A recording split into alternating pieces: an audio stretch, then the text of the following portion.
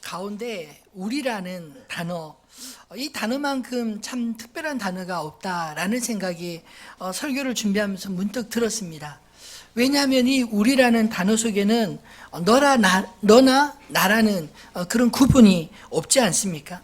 이 사전적인 정의로 우리라는 단어가 무슨 의미가 있는지 찾아보니까 말하는 이가 듣는 이와 자신을 포함해서 여럿을 나타낼 때 사용하는, 여럿을 나타낼 때 사용하는데 1인칭 대명사라는 겁니다. 혹은 어떤 대상과의 친밀한 관계임을 나타낼 때 사용하는 1인칭 대명사. 예를 들어서 가족을 소개할 때 우리 아들, 우리 딸, 우리 아내, 또는 공동체를 소개할 때도 우리 교회, 이런 식으로 친근감 있는 사람이나 또 공동체를 소개할 때 우리라는 단어를 쓰지 않나요? 오늘 본문에서 사실 우리라는 단어가 제가 설교 준비하면서 찾아보니까 무려 20번이나 사용이 되었더라고요. 실제로 히브리에서 우리라는 단어가 무엇인지 찾아보았는데 아나흐누라는 단어로 쓰이기는 하지만 오늘 번역에 기록된, 오늘 본문에 기록된 우리라는 단어 속에 이 아나흐누라는 단어가 거의 사용되지 않았습니다. 실제 한글에서 쓰여진 이 우리라는 단어가 실제로는 이 흐누라는 단어가 10분의 1도 안 되는 것 같아서 설교 준비하면서 참 많이 당황했습니다. 예를 들어서 우리가 번역할 때 직접적으로 그 단어를 그대로 번역하지 않습니까? 근데 없는 단어를 왜 한글 성경에서 이렇게 자주 반복적으로 사용하는가? 이 부분에 굉장히 좀 당황스러웠는데 히브리어를 배운 지 저도 하도 오래되고 해서 어떻게 이거를 찾고 어떻게 정리를 해야 될까 참 많은 신경이 쓰였습니다. 그러면서 한편으로 생각해 보면 이 우리라는 단어를 많이 사용하는 우리 민족의 정서 때문에 이것도 이렇게 우리를 많이 사용하나? 라는 생각도 들 정도였습니다. 근데 히브리어에서 특히 오늘 본문에 우리라는 단어는 본문에 9차례 기록된 단어, 우리 하나님을 표현할 때 엘로힘, 그 하나님을 엘로힘이라고 표현하는데 여기에 우리를 또 붙였더라고요. 하나님의 이름인 이 엘로힘이라는 단어 자체가 복수형입니다. 생각해 보십시오. 하나님이면 단수형으로 써야 될 것 같은데 복수형으로 엘이 아닌 엘로힘을 쓴 이유는 무엇일까요? 왜냐하면 이 단어 자체가 성부와 성자와 성령 하나님의 온전한 연합, 그래서 그분을 가리킬 때 엘로힘이라고 복수형을 쓰는 것과 같이 마치 우리가 다수의 사람을 1인칭 대명사로 우리라는 단어로 쓰는 그 느낌과 비슷해서 이 우리라는 단어를 이렇게 많이 쓰는 게 아닐까라는 생각이 들었습니다. 아무튼 한글 성경에서 이 우리가 반복적으로 쓰이고 오늘 본문에 기록된 것은 언약의 내용을 기록한 이 언약의 당사자들의 의지, 우리가 이렇게 하겠다, 우리 하나님의 전, 또 우리의 아들, 우리의 딸들, 우리의 소산물, 이렇게 우리를 강조하기 위해서 쓴 것을 의역으로 기록한 게 아닌가 그렇게 생각합니다. 오늘 본문이 사실 1절부터 39절까지 읽어야 되는데 너무나 길어서 1절부터 28절까지, 27절까지는 생략했습니다. 왜냐하면 이 1절부터 27절까지는 사람 이름들만 기록되어 있는데요. 한 절에 3명씩 기록되어 있어서 그 이름들이 의미가 무엇인지를 설명하고 넘어가는 게 좋겠다는 생각이 들어서입니다. 이 1절로 27절에 기록된 이름들은 지난주 우리가 말씀을 보았던 9장 38절과 오늘 10장 1절에 기록된 말씀의 연장으로 보아야 할 것입니다. 느헤미야서 9장 38절 또 10장 1절 한번 같이 읽어볼까요? 우리가 이 모든 일로 말미암아 이제 견고한 언약을 세워 기록하고 우리의 방백들과 레위 사람들과 제사장들이 다 인봉하나이다 하였느니라. 그 임봉한 자는 하갈의 아들 총독 느헤미야와 시드기야. 네, 예, 갑자기 이렇게 말이 꼬이네요. 그러니까 38절과 1절에 보면 임봉한 자라고 기록되어 있지 않습니까?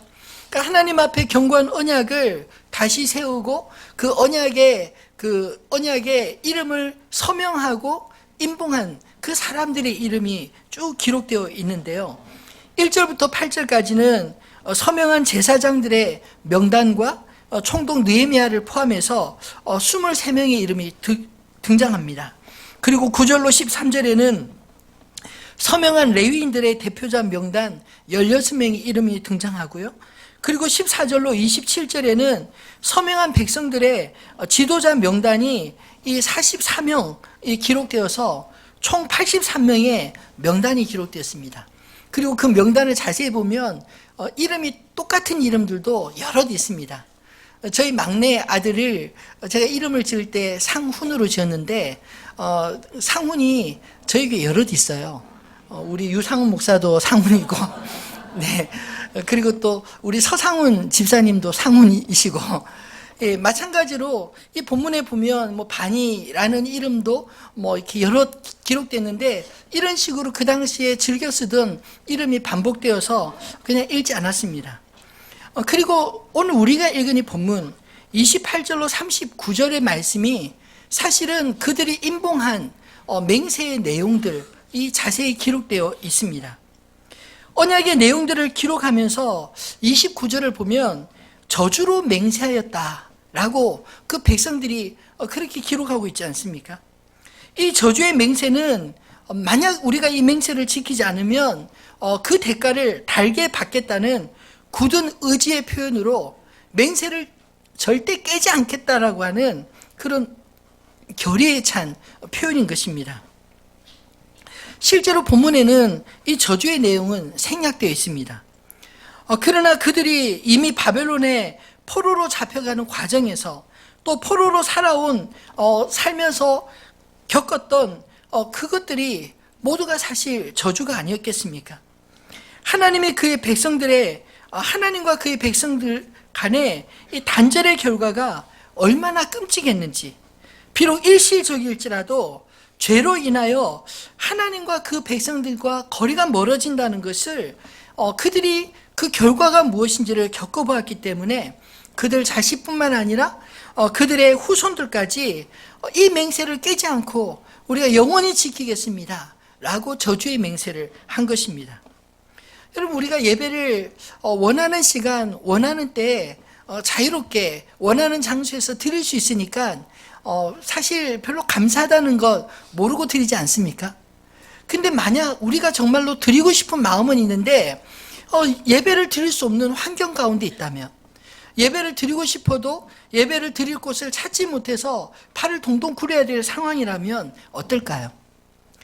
이스라엘 백성들이 바벨론 포로로 잡혀가기 전은 그들이 성전이 예루살렘에 있었고 그들이 마음만 먹으면 언제든지 하나님 앞에 나아가서 하나님을 대면할 수 있는 제사를 드릴 수 있었지만 성전이 파괴되고 그리고 그 땅에서 뿔뿔이 쫓겨난 그런 상태에서 그들이 안식일날 예배를 드리고 싶어도 제사를 드리고 싶어도 드릴 수 없는 그런 환경에 처해졌을 때 예배를 드릴 수 있다는 게 얼마나 소중한 일인지 비로소 그들이 절감하고 깨닫게 되지 않았겠습니까? 또 하나님의 백성으로서 하나님의 보호 안에 살 때는 잘 몰랐는데 막상 그 보호막이 거치고 그들이 동경하던 그 이방의 땅에서 종이 되어 살아보니 무엇이 진정한 복이고 저주인지 그들이 분명히 깨닫게 된 것입니다.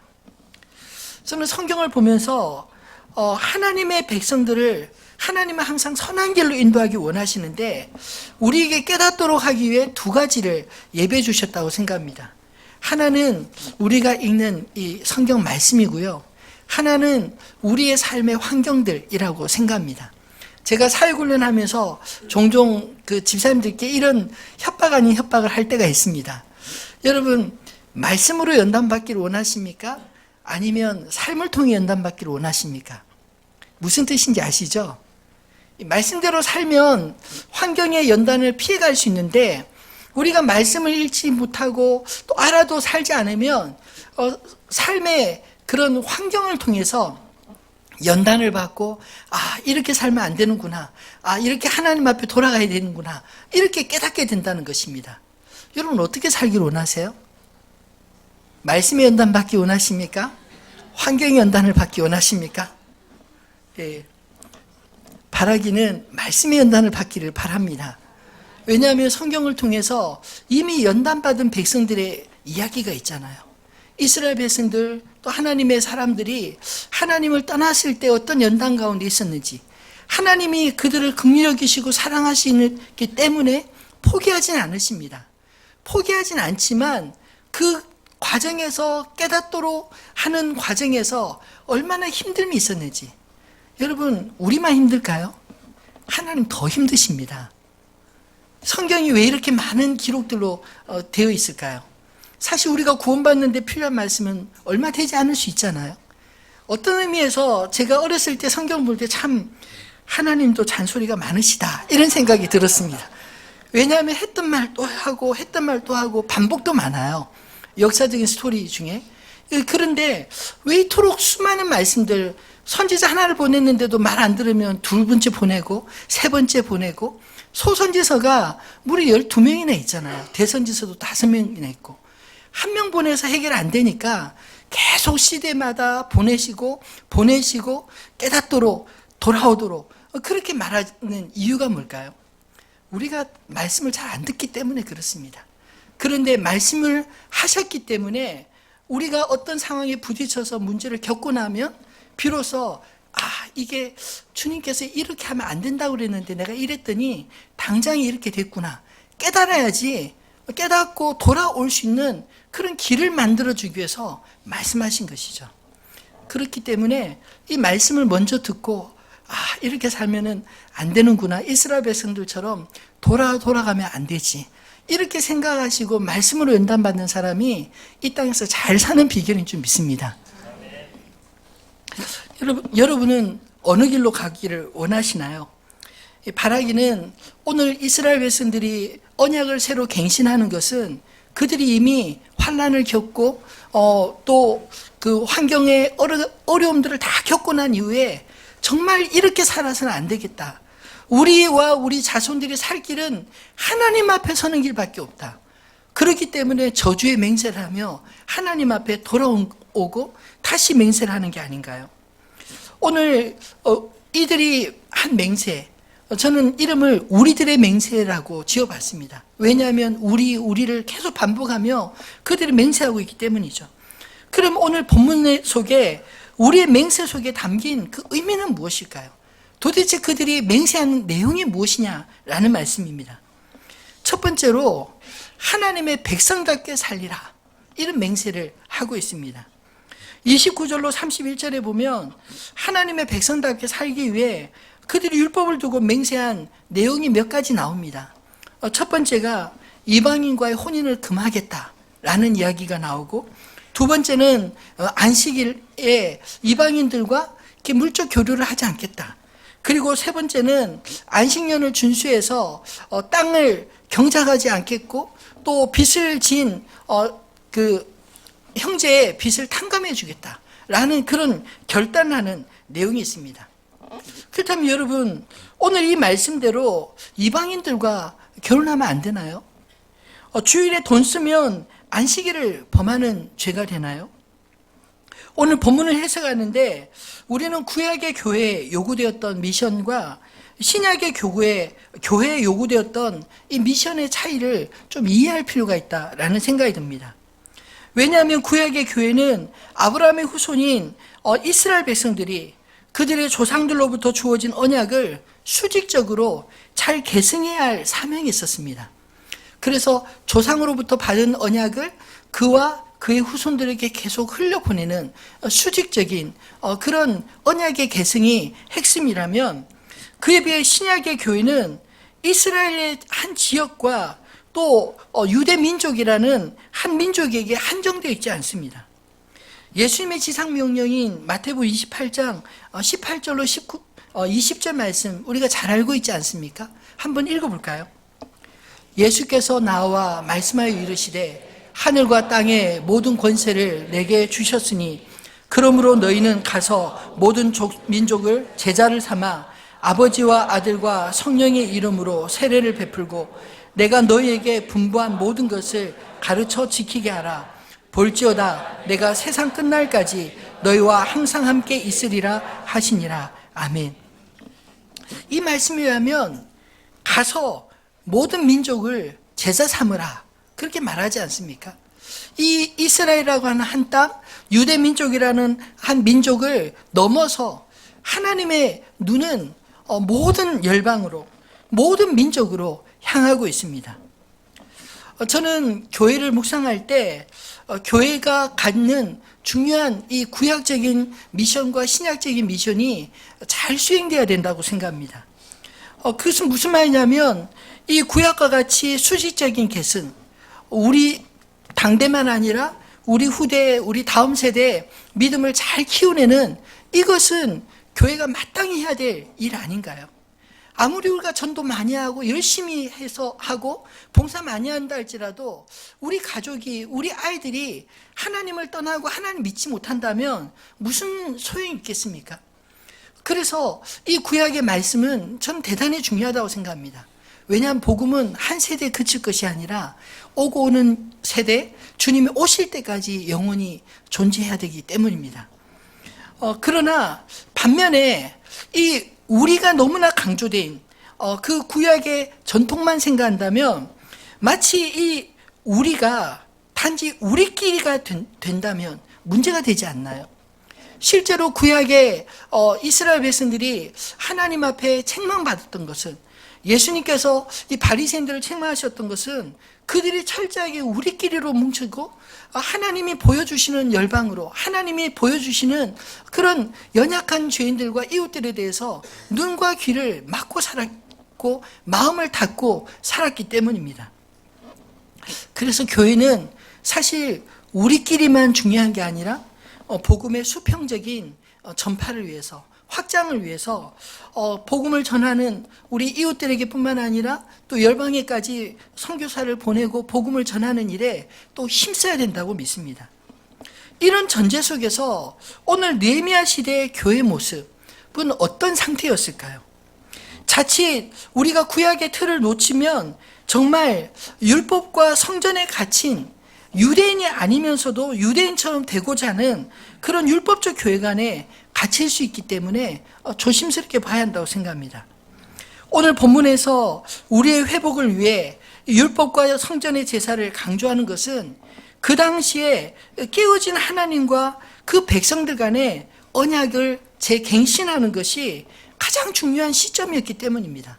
그래서 이방인들과 절교하고 그리고 안식일에 이방인들과 상거래를 또 정리하고 그리고 더 중요한 것은 안식년에 심지어 농사 짓는데 한 해 농사를 쉰다는 거, 이게 쉬운 결정일까요?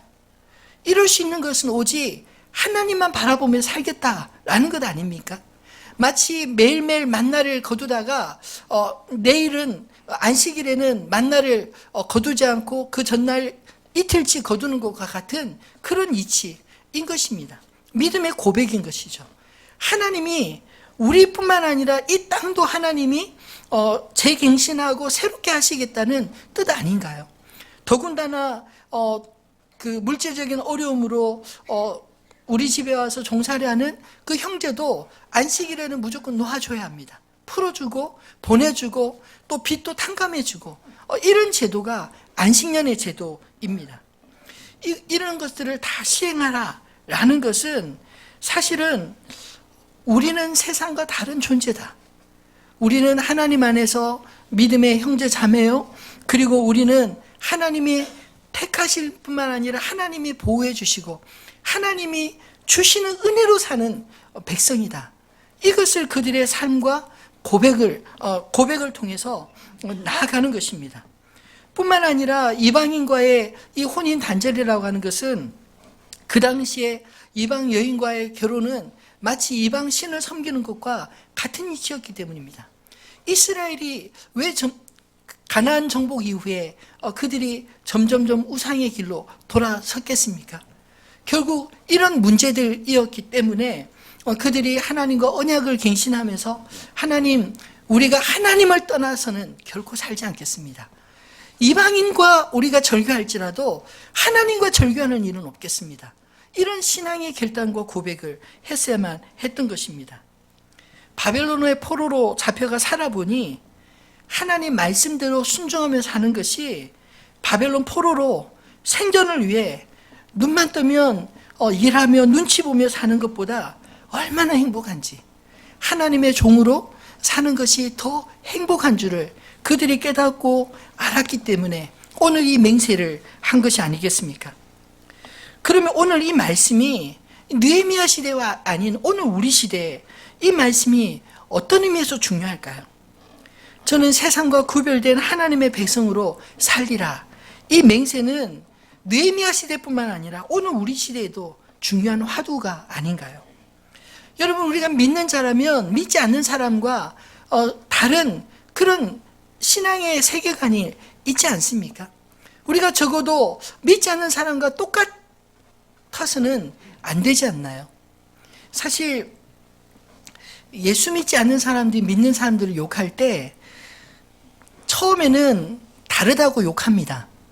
그런데 똑같아지면요, 너하고 나하고 다를 거 뭐 있어? 하고 더 욕합니다. 그렇지 않나요? 경험해 보지 않았습니까? 예, 어떤 쪽이 훨씬 나을까요? 차라리 조금 처음 달라서 다르다고 욕하지만 그래도 시간 지나 보면 그 다름이 좋다는 것을 인식하면요, 나중에 힘들고 어려울 때 찾아오고 기댈 수 있는 사람은, 믿을 수 있는 사람은 믿는 사람밖에 없다는 것을 압니다. 그렇지 않나요? 저도 어렸을 때 제 기억으로 고등학교 때 저 주변에 친구들이 이렇게 많이 있었는데 그 친구들 중에 힘께나 쓰는 친구들이 좀 있었습니다. 근데 제가 아주 친한 건 아닌데 그 친구들이 어느 때인가 뭐 이렇게 자기 이야기를 저한테 와서 막 이야기를 하더라고. 저는 물어보지도 않았는데 이야기도 하고 기댄다는 느낌이 들더라고요. 왜 그럴까 생각하니까 마음이 순수한 사람들, 제가 그때 그랬다는 건 아니고요. 하여튼 마음이 순수하고 믿음으로 사는 사람들에 대해서 이렇게 믿지 않는 사람들이 가지는 그 동경이 있어요. 그 다름이 복음을 전할 수 있는 기회가 되지 않습니까? 근데 그 다름조차 없으면 너하고 나하고 다를 게 뭐가 있어? 그렇게 여기면 사실 복음 전하기가 더 어렵지 않나요? 오늘 이스라엘 백성들이 포로 생활에서 이방인들과 같이 뒤엉켜 살아보고 그들이 그 이방인을 동경하다가 이방의 종이 되어 살아보니 하나님의 종으로 사는 것이 얼마나 복된 것인가를 비로소 깨달았기 때문에 오늘 제사장과 레위인뿐만 아니라 방백들과 모든 백성들이 금식하며 하나님 앞에 회개하고 또 하나님 앞에 우리가 이렇게 살겠습니다, 이렇게 살지 않으면 벌하셔도 좋습니다, 이렇게 맹세 언약을 한 게 아니겠습니까? 여러분, 저와 여러분 안에 하나님의 백성으로서의 그런 독특함이 있기를 소망합니다.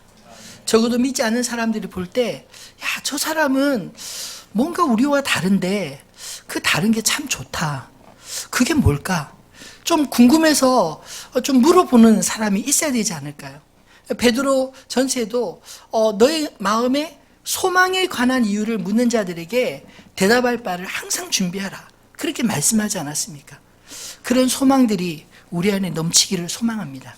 그 소망이 우리 이웃들에게도 흘러갈 수 있게 되기를 소망합니다. 바라기는 오늘 우리들의 시점에서 우리가 믿지 않는 사람들과 구별되는 삶을 어떻게 살아야 할지 말씀 가운데 우리가 답을 찾아가야 하지 않을까요? 저는 개인적으로 신앙의 전통 대단히 중요하다고 생각합니다. 예를 들어 주일 성수의 개념을 든다면 하나님 앞에 마음을 정해야 비로소 주일을 구별된 날로 드릴 수 있지 않나요? 주일에 대해서 우리의 마음이 확실하게 정해져 있지 않으면요, 주일에 시험 들 일이 참 많습니다. 이 평상시 연락도 안 하는 사람이 교회만 가려고 하면 연락이 온다든지 뭐 놀러 가자고 하다든지 이런 식으로 그런 어려움들을 많이 겪지 않나요? 근데 마음이 딱 정해지고 나면 그런 어려움들도 생기지 않고 몇 번 찔러봐도 안 되면 이분은 원래 모든 게 예배를 드리고 난 이후에 되는구나. 이렇게 알면 훨씬 편해지지 않나요? 다 그렇게 사시죠? 예, 그렇게 사시기를 바랍니다. 예, 단지 주일날은 돈 안 쓰는 것만 중요한 게 아니라 주일은 주님의 날이니 주님을 위해 구별된 날로 선한 일을 힘쓰며 사시기를 바랍니다. 예수님처럼 누군가 살리는 그 선한 일에 우리가 더 힘써서 일해야 되지 않을까요? 그리고 굳이 돈 쓸 일 없는데 애써서 쓸 필요 없이 그냥 보통 평일날 살 거 사고 준비하고 주일은 예배 드리고 주일은 선한 봉사하고 또 누군가를 위해 섬기는 일이 보람된 일을 찾아서 행하는 그런 주일이 되기를 소망합니다. 두 번째로 그들이 맹세한 우리의 맹세 속에 담긴 의미는 하나님의 예배자로 살리라 라는 맹세였습니다. 이 32절로 39절의 말씀을 보면 성전 중심으로 삶을 살겠다라는 그런 다짐이 보이지 않나요? 그 내용의 핵심이 39절 마지막의 내용에 있습니다. 그리하여 우리가 우리 하나님의 전을 버려두지 아니하리라. 왜 이런 이야기를 할까요? 그 이전의 삶은 어땠다는 게 눈치채지지 않습니까? 그들이 그 이전에는 앞에 32절로 39절에 말한 것처럼 지켰을까요? 안 지켰다는 것입니다. 제대로 그렇게 살지 않고 하나님의 전을 마치 버려둔 것처럼 그렇게 살아왔기 때문에 그들이 하나님에게 버림받은 존재처럼 그렇게 여김받아 살게 되었다는 이 하소연 또는 한탄의 회개를 한 게 아닐까요? 하나님의 전에 필요한 것들을 공급하지 않았더니 제사장들이 제사장의 직무를 버리고 다른 일로 떠나갔습니다. 레위인들이 자기 지역을 떠나 백성들을 위해 중보하는 일을 소홀히 할 수밖에 없었기에 그들의 영혼은 날로 피폐해져 갈 수밖에 없었습니다. 더군다나 이 느헤미야서와 동시대 인물이었던 말라기에서도 보면 이 이야기를 반복적으로 하고 있습니다. 그 시대에 성전은 지었지만 아직 성전 제사가 온전히 회복되지 않아서 그 백성들이 하나님을 어떻게 섬겨야 될지 본인들의 의지대로 했을 뿐 아니라 하나님의 뜻대로 살지 못했기 때문에 그들이 회복된 것 같지만 회복되지 않는 그런 어려움 속에 있었던 것이죠. 그럼 어떻게 하나님의 전을 버려두지 않을 수 있을까요? 성전에 쓸 것을 부자나 가난한 자나 구분 없이 모두가 율법대로 성경대로 섬기겠다는 그런 맹세를 하고 있습니다. 성전세는 성인 남자당 3분의 1세겔씩 내게 되었는데 그것으로 매일매일 하나님 앞에 성전에 드리는 진설병과 소제와 번제, 속죄제를 드릴 수 있게 사용하였고요. 또 제단에 그 번제나 이 화제를 드릴 때 사용하였던 나무는 제비를 뽑아서 한 종족씩 돌아가면서 공급하기로 서약했습니다. 해마다 토지의 소산의 만물, 첫 열매와 생명의 속전으로 맏아들 대신에 은 5세겔로 속전을 내고 또 부정한 가축은 하나님 앞에 드리지 않고 대신 부정한 가축 가운데 처음 난 것은 사람과 같이 속전을 내고 정결한 가축은 처음 난 것을 그대로 하나님 앞에 가져가 제물을 드렸습니다. 11조는 레위인들의 몫으로 드렸고 11조의 11조 여호와의 거제로 하나님의 전 곳간을 채웠다라고 이야기합니다. 이 모든 것은 성전 중심으로 살겠다라는 삶의 고백을 실천으로 옮기는 것 아닌가요? 여러분, 개인의 예배와 공동체 예배의 차이는 무엇일까요? 혼자서 말씀을 읽고 혼자서 기도 생활 잘 할 수 있습니다. 개인의 예배는 대단히 중요합니다. 개인의 경건의 생활을 위해서. 그러나 개인 예배는 주체가 나이기 때문에 나의 의지로 밖에는 버틸 힘이 없지 않나요? 그러나 성전 중심의 예배는 철저히 나 중심의 삶에서 하나님 중심의 삶으로 살겠다는 결단 없이는 살아낼 수 없습니다. 내 생각과 임의대로 신앙생활하는 것이 아니라 성경이 기록된 대로 나의 의무와 책임을 다하는 공동체적인 예배인 것입니다. 이 예배에서 정말 중요한 것은 내가 아니라 예배의 주인 되신 주님과 그의 몸된 교회, 그 교회의 예배가 중요한 게 아닌가요? 오늘 이스라엘 백성들이 우리가 우리 하나님의 전을 버려두지 아니하리라, 이 다짐이 오늘 저와 여러분 안에도 있게 되기를 소망합니다. 그러면 오늘 우리에게도 이 느헤미야 시대에 하나님의 백성들이 하나님의 성전을 위한 결단이 있었던 것처럼 공동체 예배를 위한 결단이 있어야 하지 않을까요? 예배는 주님께로 받는 은혜도 중요하지만 만물의 주인 대신 주님을 인정하는 믿음의 고백이 구체화되어야 하는 것입니다. 바라기는 예수님이 말씀하신 대로 먼저 그의 나라와 의를 구하는 하나님의 사람들 다 되시기를 바랍니다. 그러면 주께서 우리 염려가 변하여 이 모든 것을 어떻게 주님이 채우시는지 그것을 날마다 깨닫게 하시고 고백게 하여 주실 줄로 믿습니다. 이번 주에 제가 10년 동안 한 단체에 그 아이를 후원하는 그런 아이가 있었는데 7살 때 후원을 시작했기 때문에 올해 계산해 보니까 17살이에요.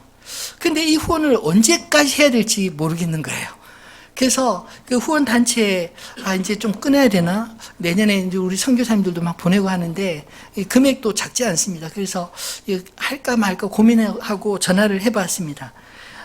그런데 그 단체에서 도대체 언제까지 해야 됩니까? 라고 물어보니까 아이가 성년이 될 때까지, 그러니까 19살 될 때까지 하는 게 자기들 룰이래요. 그래서 한 2년 정도 남았는데 고민하면서 2년 더 해야겠다 하고는 끊었습니다. 그러면서 곰곰이 한번 생각해 봤어요. 사실 그 후원금이 만만치 않은 금액이라 우리 막둥이 한 달치 용돈 정도 되거든요.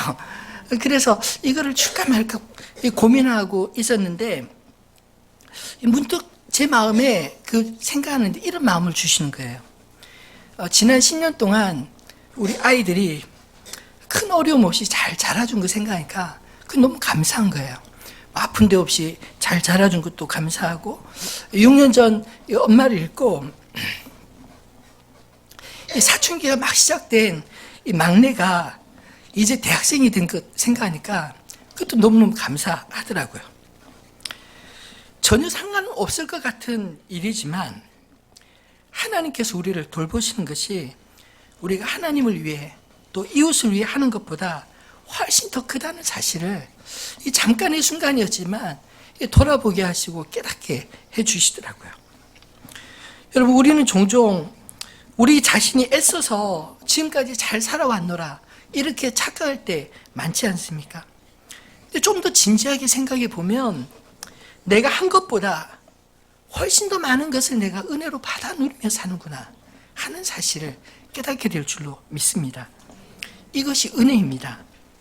바라기는 저와 여러분이 하나님의 은혜를 아는 그런 삶을 사시기를 주님의 이름으로 축원합니다. 어떻게 그 은혜가 지속되게 할 수 있을까요?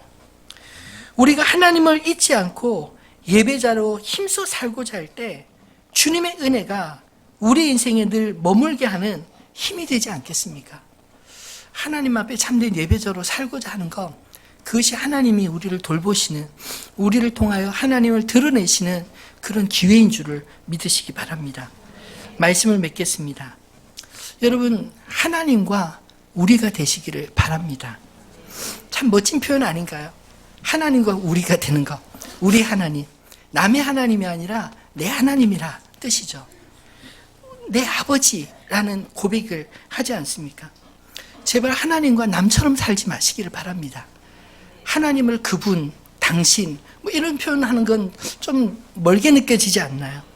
하나님과 삼자로 만들지 마시고 또 하나님이 우리를 삼자로 여기도록 그렇게 만들지 마시기를 바랍니다. 저는 새 가족들이 오시면 제가 소개하면서 이런 이야기를 자주 합니다. 처음 온 지 얼마 안 되시는 분들이 저희 교회를 부를 때 항상 하늘빛 교회라고 그러시더라고요. 우리를 쏙 빼먹고 예, 하늘빛 교회, 하늘빛 교회. 제가 그런 표현을 한 10년 동안 참 많이 들었습니다. 근데 좀 시간이 지나서 교회가 이제 내 교회다라고 생각하면 하늘빛 관로하고 우리 교회, 예, 우리 교회라고 소개하더라고요. 바라기는 하늘빛 교회가 아니라 우리 교회가 되기를 소망합니다. 지난 그 11월 말인가요? 이제 교회 그 대출이 승인이 안 되고 그때 제가 좀 교회 건축 방향에 대해서 설교할 때 잠깐 언급드렸는데 연말쯤 한번 공동회에서 투표하겠다 하지 않았습니까? 근데 결론을 좀 말씀드려야 될 것 같습니다. 당장 뭐 교회를 이전할 형편이 안 돼서 한 1년 정도 좀 준비 과정을 더 거치고 가야 될 것 같습니다. 왜냐하면 저희가 이쪽 건물은 사실 올해 재계약을 했는데 저쪽 그 로드 프라자 훨씬 더 많은 등치가 저희가 이제 건축을 내년 말쯤 끝날 걸로 예상하고 그때 이제 그 계약 종료를 했더라고요. 그래서 우리가 빨리 가더라도 월세 관리비를 저는 이사 가면 안 내도 되는 줄 알았거든요. 내야 된다고 하대요.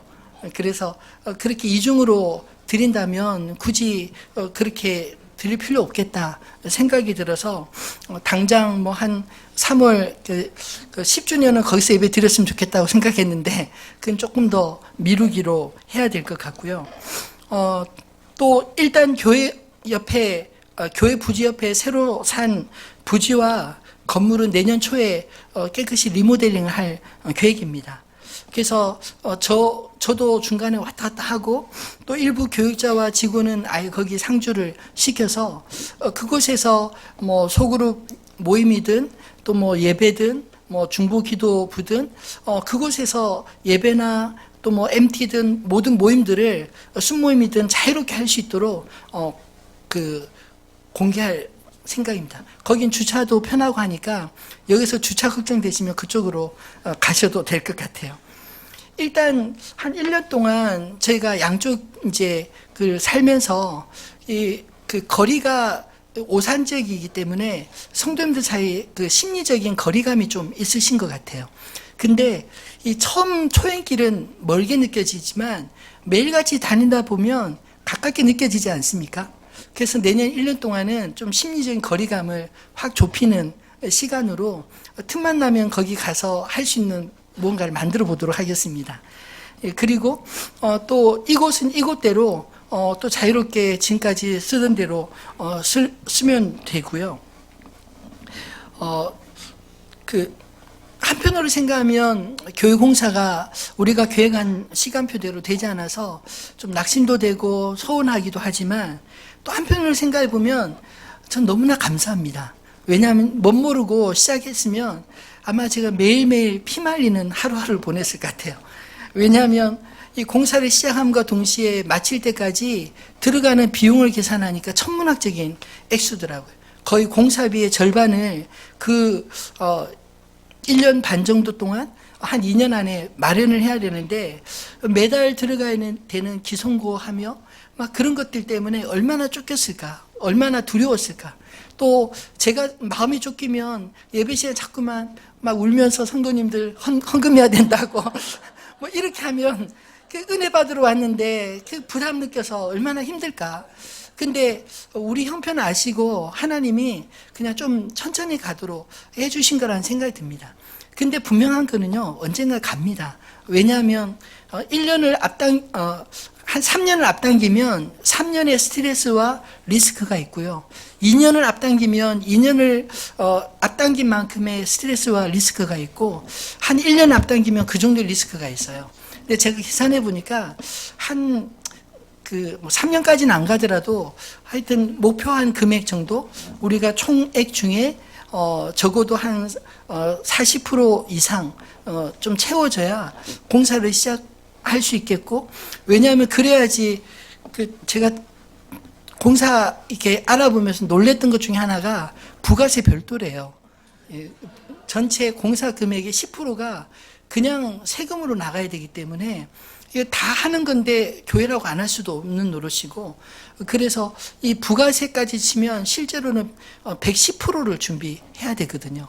그리고 또 우리가 임야 지역인데 그 토목공사비는 또 대출에 포함되지 않아서 이런 것까지 다 계산해 보면 무리하게 시작하는 것보다 두렵게 벌벌 떨면서 가는 것보다 또 그 과정에서 성도님들이 은혜 받으러 왔다 자꾸만 마음만 그냥 이렇게 불편하게 하는 것보다 좀 늦게 가더라도 안전하게 그리고 저는 교회를 건축하는 가장 큰 목적이 이 좋은 환경으로 우리 아이들과 성도님들이 다 같이 이동하는 것이지 그냥 믿음 좋은 몇몇 사람들만 헌신한 몇몇 사람들만 가는 거는 결코 원치 않습니다.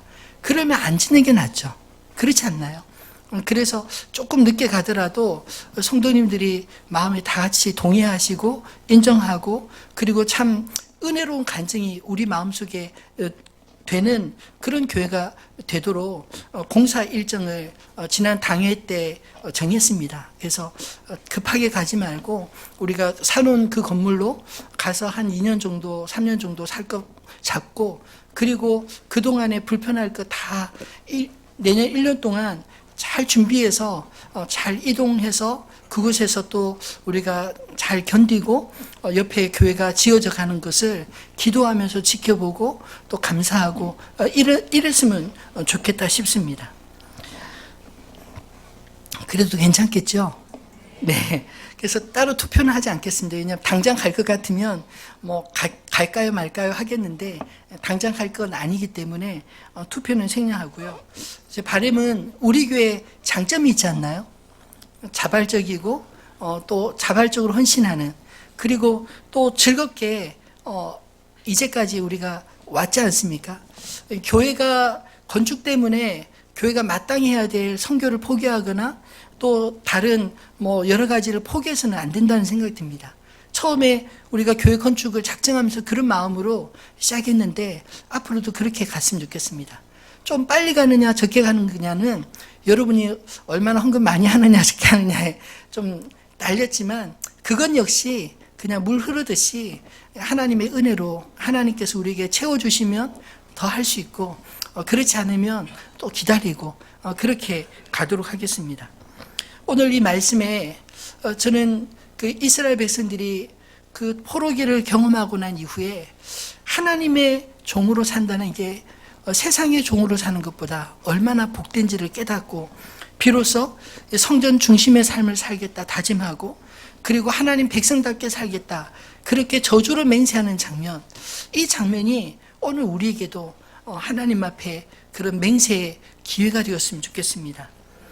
구약과 신약 교회 모델을 잘 세워서 우리 교회가 수직적으로 우리 다음 세대를 위해서 잘 준비하고 키워내는 교회가 됐으면 좋겠고 또 수평적으로 하나님이 주신 교회 사명, 복음 전하고 선교하는 일에 더욱 앞장서서 잘 섬기는 또 지역사회에 또 선한 영향력을 끼치는 그런 교회 되기를 소망합니다. 그런 교회 되도록 지속적으로 기도해 주시기를 바랍니다.